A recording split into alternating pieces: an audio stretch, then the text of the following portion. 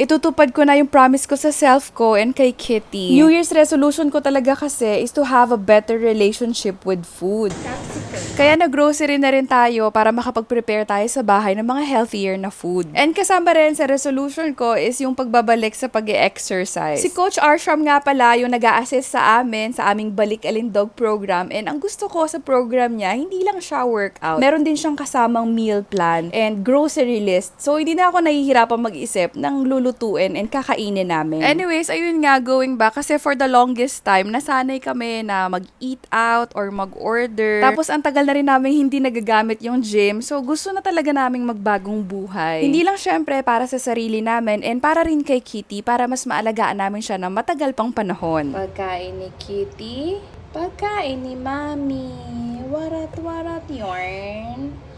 And syempre, kapag nakita ni Kitty na meron kaming good eating habits and tinitake care namin yung self namin, syempre, ma-inspire din siya to do the same. Sakto nga rin na yung snack plan sa school nila Kitty this week is puro mga fruits. So, ayan, nag-share kami ng mga nabili ko na fruit. And in fairness ha, almost naubos niya yung baon niya. Diba na-mention ko before na nung baby pa siya, wala siyang pinipili. Pero nung tumungtong siya ng 2 years old, naging super picky siya. Pero recently, nag-explore na ulit siya ng mga food niya. You are one in a melon. Aww. So ayun, kung meron kayong picky eater na toddler, keep offering lang and be a good example sa pagkain ng mga fruits and veggies. And feeling ko nakatulong din yung mga bento bauna na cute. So anyways, right after grocery, gumawa na tayo ng pang-brine ng chicken. Basically, water lang siya na may salt, na may konting sugar, and then may pepper and lemon, at saka brown, ano sabi ko na ba yung brown sugar? Garlic. Garlic pala yung last na in-add namin. This one is closed. Oh, sige, you try squeezing it here. Come on.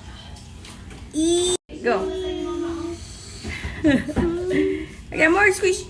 Ew. Gulo-gulo na buhok eh.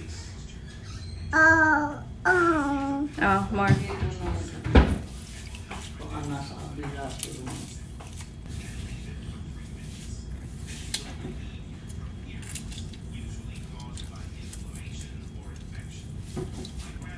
There, we put it there. Dapat daw submerged.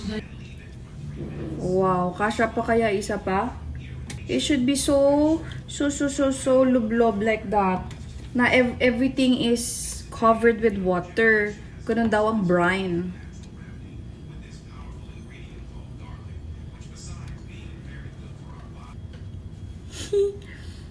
I'll wash my hands. Okay, let's wash our hands. See you again after a few hours. Bye-bye, chicken. Bye-bye, chicken. Only 1 tablespoon.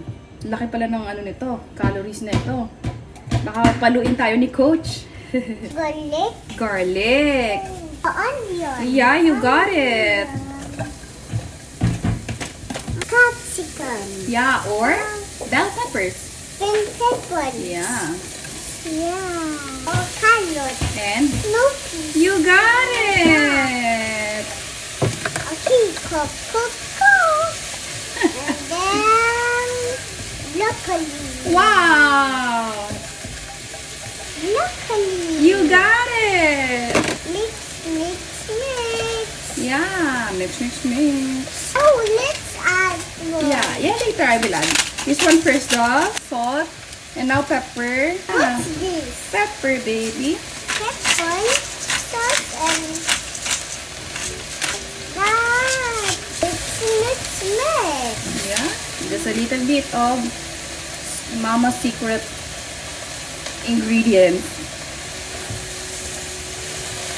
Konti lang. Nagpaalam naman ako kay Coach. Pumayag siya na maglagay ako ng konting seasoning. Just a little bit. Tada! The next morning, Kinuha ko na yung nakababad natin na chicken sa ref, yung unang-unang clip sa video, yung pinagbabara namin ni Kitty. Kung hindi nyo pa napanood yung previous na video, basically water lang naman siya na may salt, tapos pepper and garlic, konting brown sugar, tapos lemon. Only pepper na lang kasi na-brine na. Yung brine meron na yung salt na yung water. This one. Ano na nga saktong brownish lang. This one, I'm gonna eat yun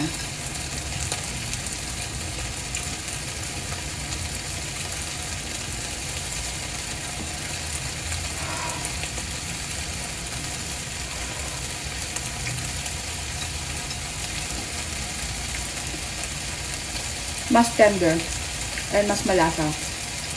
Ayun lang, since 12 hours, medyo maalat siya. So, dapat talaga ng... Pero kung may rice, I think pwede na. Pero next time, babawasan natin ang salt. Pwede na siguro ito. Kasama rin pala dun sa program namin is yung pagka-count ng calories. Kaya ito, tinitimbang ko yung baon ni Daddy Christian. How long do chickens work? Around the clock. There. Around the clock. Okay. So just to give you an idea, itong meal na to and ganitong portion is around 400 calories. Ayun lamang, abaw. Bakit nung ako yung sumot, bakit parang hindi na siya soft girl? May pagka-hobadera. Abaw. Nabasa ko nga sa reviews na dapat talaga magsa-size up ka para hindi ganito. Nag-size up ako, usually small yung kinukuha ko na clothes. Pero dito, I think dapat nag-large ako. Ayan, for reference, 34, 28, tapos 35, yun yung measurement ko. Tapos 4'11 ako, so ganyan siya kahaba kung same height tayo.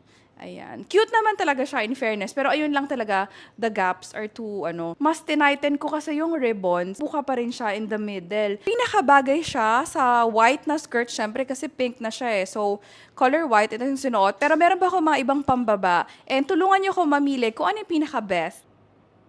In fairness, cute din siya with the pants, ah. Oh, diba? So, ito naman with the pleated skirt. Ay, ang cute. Parang mas maganda to, no? Kesa dun sa straight lang na skirt, parang mas cute ito. Kapag nagpo-posing ako, maayos naman siya. Ayan, no? Not that bad. Pero when I move, dun siya bumubuka. I don't know why. Is it just me? So, kung sino yung nakabili na nito, ako lang ba yung ganun? Or talagang ganun siya na medyo bumubuka? So, ayan. Anyways, lahat pala tong mga skirts sa TikTok shop, ililink ko na lang kasama ng mga top sa yellow basket. So, posing muna tayo. So, ito naman yung itsura niya kapag naka-flare pants tayo. Ayan. To be honest, mas gusto ko talaga, kung magpa-pants man ako, mas gusto ko yung flare. Ayan, kahit paano mas nakaka-add siya ng height. I don't know, ha? Is it just me? Char. Pero, ayan o. O, diba? O, diba? O, diba? Mas parang, feeling ko mas nakaka-sexy, mas nakaka-tangkad. So, ayan. O, posing muna tayo na naka-flare pants. Nagsuot na rin pala ako ng shoes kasi kanina nakapaalang ako. Feeling ko ang pinakabagay talaga na shoes sa ganitong klase ng aesthetic is Mary Jane, which is ganito. Para siyang flats na may strap. Ganyan. Pwedeng platform, pero this one is flat lang. Meron pa pala ako isa, black na skirt naman, para marami kayong choices. Kahit anong pangbaba, maganda siya. In fairness naman sa kanya. Ang nice din pala ng skirt na to, by the way. Ang smooth and ang comfy. Anyways, so ayan yung itsura niya with the black skirt. Ang cute! Ayun lang talaga, yun lang talaga yung issue ko is yung gaps. So, iniisip ko lang talaga, kung magsa-size up pa ako, medyo bagsak na kasi siya dito. Malaki na. Oh, ito, perfect na. Perfect na tong white. Ito yung tamang fitting. Ayan o, diba? Hindi siya sobrang bumubuka. Ayan, medyo minimal lang yung gap. Ito talaga yung tamang fit. And pareha silang medium. I don't know, pwede ko ba ipa-return to? Papayag kaya sila? Kasi yung isa parang ang sikip talaga. This one, hindi lang maayos yung pagkakatali ko yata. Pero at least kita mo na hindi siya like bumubuka in the middle. Diba? Ayan, so, ito yung itsura niya. Ay, so, super cute talaga. Super cute talaga siya. Ayan. So, ayan, posing tayo.